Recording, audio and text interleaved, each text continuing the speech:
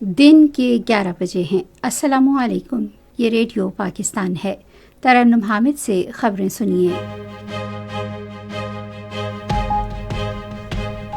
اہم خبروں کا خلاصہ۔ وزیر اعظم نے کہا ہے کہ وفاقی حکومت نے بلوچستان میں ٹیوب ویلز کو شمسی توانائی پر منتقل کرنے کا کام مکمل کر لیا ہے، جس سے زرعی شعبے کی پیداواری صلاحیت میں اضافہ ہوگا۔ پاکستان اور متحدہ عرب امارات نے کثیر جہتی فورمز پر رابطے اور بات چیت کو آگے بڑھانے کے عزم کا اعادہ کیا ہے۔ حکومت کی کوششوں کی بدولت پاکستان کرپٹو کی عالمی معیشت میں ایک نمایاں قوت بن کر ابھرا ہے۔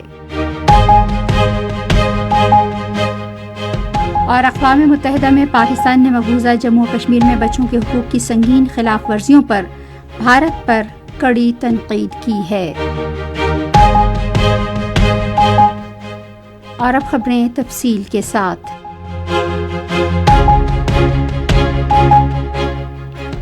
وزیر اعظم محمد شہباز شریف نے ملک میں بجلی کی ترسیل اور تقسیم کے نظام کو بہتر بنانے کے منصوبے جلد شروع کرنے کی ہدایت کی ہے۔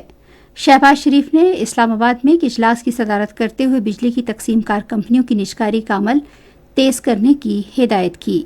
انہوں نے اسمارٹ میٹرز کی تنصیب کا کام جلد مکمل کر کے اس کی رپورٹ پیش کرنے کی ہدایت بھی کی۔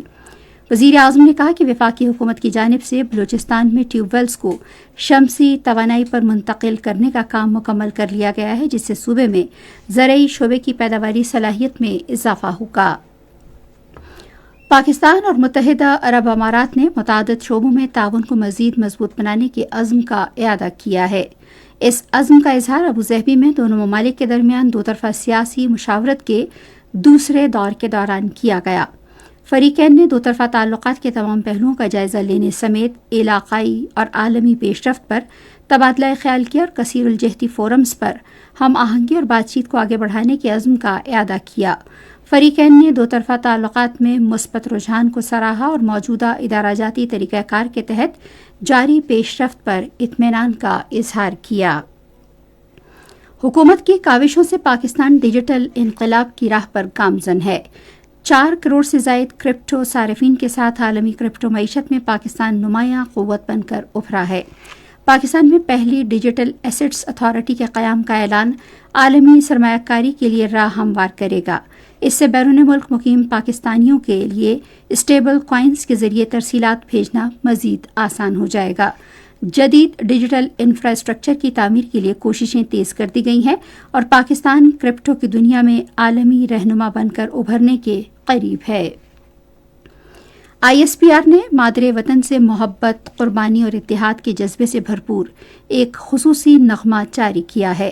اس نغمے میں دشمن کو واضح پیغام دیا گیا ہے کہ پاکستانی قوم ہر خطرے کے سامنے سیسا پلائی دیوار بن کر کھڑی ہے۔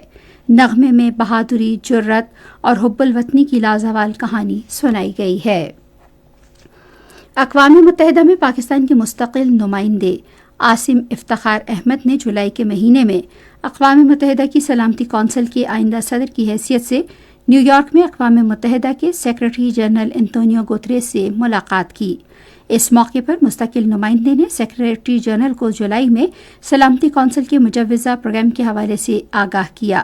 سفیر عاصم افتخار نے پیچیدہ عالمی چیلنجوں سے نمٹنے کے لیے اجتماعی کوششوں کی اہمیت کو اجاگر کیا اور کثیر الجہتی نظام اور محتاط سفارتکاری کو آگے بڑھانے کی سیکرٹری جنرل کی کوششوں کے لیے پاکستان کی بھرپور حمایت کا اعادہ کیا۔ پاکستان نے مقبوضہ جموں و کشمیر میں بچوں کے حقوق کی سنگین خلاف ورزیوں پر بھارت پر کڑی تنقید کی ہے۔ اقوام متحدہ کی سلامتی کونسل میں بھارتی مندوب کے بیان کے جواب میں پاکستانی مشن کی سیکنڈ سیکرٹری رابعہ اعجاز نے کہا کہ بچوں میں دہشت اور ذہنی تناؤ کے باعث ان کی دماغی حالت روز بروز خراب ہو رہی ہے، جس سے پوری دنیا بخوبی آگاہ ہے اور بھارت یہ حقیقت اپنے جھوٹے بیانیوں سے چھپا نہیں سکتا۔ خبریں ختم ہوئیں۔ مزید خبروں اور تجزیوں کے لیے آئیے ہماری ویب سائٹ پر radio.gov.pk اور فیس بک کے link radio Pakistan news official پر براہ راست ویڈیو اسٹریمنگ بھی ملاحظہ کیجیے۔